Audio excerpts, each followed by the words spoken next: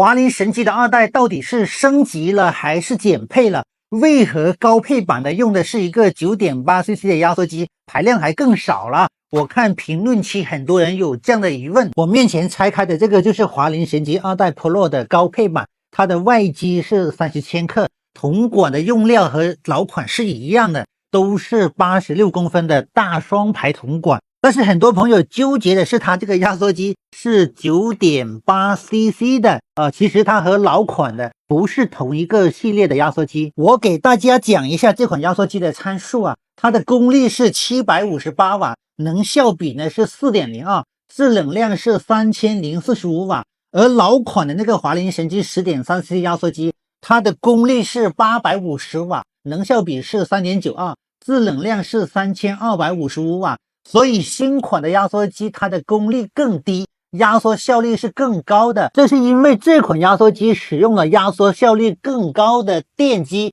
这是华林神机2代 Pro 能效系数能做到 6.02 的关键。其实这个压缩机也要贵不少的。另外这个华林神机2代 Pro 它用的电机是69瓦的直流无刷电机，相比老款的34瓦也提升了1倍，所以它的换热效率也更高了。所以即使是这个 9.8cc 的压缩机，它的制冷量比老款低了一丢丢，但是这一台空调它整体的制冷量还是比老款更高的。而且这台神机2代 Pro 还搭载了老款所没有的液冷降温系统，其实就是美的的冷媒环，高低温工作更稳定了。另外一款华林神机2代的基础款，它的外机呢是27千克，铜管相比于这个 Pro 版短了大概10公分左右，然后它用的一个电机是34瓦的威凌直流无刷电机，还有压缩机它用的和老款一样的是 10.3cc 的压缩机，但是老款的华林神机能效系数只有 5.30，